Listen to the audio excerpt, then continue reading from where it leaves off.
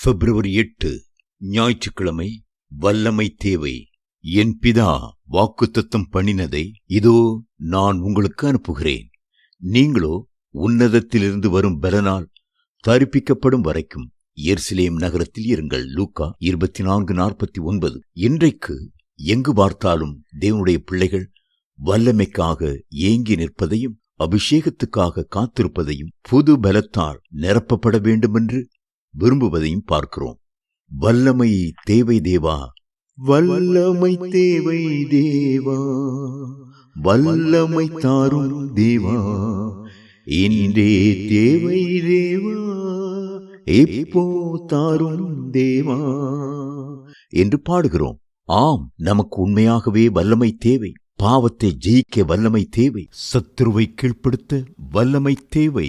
உலகத்தையும் மாம்சத்தையும் ஜெயிக்க வல்லமை தேவை. வெற்றியுள்ள கிறிஸ்தவனாய் தலை நிமிர்ந்து நடக்க வல்லமை தேவை. அந்த வல்லமை மனுஷீக வல்லமை அல்ல, மாறாக உன்னதத்திலிருந்து வருகிற வல்லமை, ஆவியானவரிடத்திலிருந்து வருகிற வல்லமை. சங்கீதக்காரர் திட்டமும் தெளிவுமாய் சொல்கிறார், தேவன் ஒரு தரம் விளம்பினார், 2 தரம் கேட்டிருக்கிறேன். வல்லமை தேவனுடையது என்பதே சங்கீதம் 62:11. ஆம், தேவனிடத்திலே சகல வல்லமையும் நிரம்பியிருக்கிறது. வேதம் சொல்லுகிறது, ஆபிரகாம் 99 வயதான போது கர்த்தர் ஆபிரகாமுக்கு தரிசனமாகி, நான் சர்வ வல்லமை உள்ள தேவன், நீ எனக்கு முன்பாக நடந்து கொண்டு உத்தமனாயிரு என்றார். ஆதியாகமம் 17:1. நமது தேவன் சர்வ வல்லமையுள்ள தேவன். அவர் ஆராய்ந்து முடியாத பெரிய காரியங்களையும் எண்ணி முடியாத அதிசயங்களையும் செய்ய வல்லமையுள்ள தேவன்.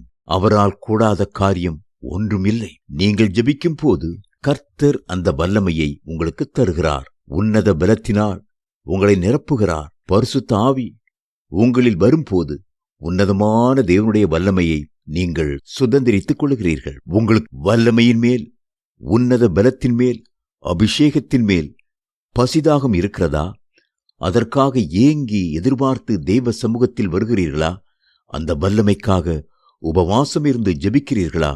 ஆவியின் வரங்களால் முடிசூட்டப்பட உங்களுக்கு பிரியமா?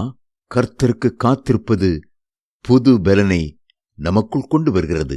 உன்னத பலத்தினால் தரிப்பிக்கப்படுகிற வரையிலும் நாம் காத்திருக்க வேண்டியது அவசியம். காத்திருந்த தாவீது ராஜா, என் கொம்பை காண்டாமிருகத்தின் கொம்பை போல உயர்த்துவீர், புது எண்ணெயால் அபிஷேகம் பண்ணப்படுகிறேன், என் சத்துருக்களுக்கு நேரிடுவதை என் கண் காணும், எனக்கு விரோதமாய் எழும்புகிற துன்மார்க்கருக்கு நேரிடுவதை என் காது கேட்கும் என்கிறார். சங்கீதம் 92:10-11.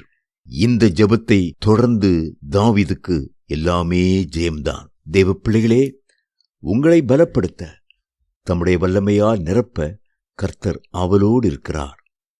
கர்த்தருடைய சமூகத்தில் தனிமையில் காத்திருந்து ஜெபித்து பலன் கொள்ள வேண்டியது உங்களுடைய கரத்தில் இருக்கிறது. என்னை பலப்படுத்துகிற கிறிஸ்துவினாலே எல்லாவற்றையும் செய்ய எனக்கு பலன் உண்டு. பிலிப்பியர் 4:13.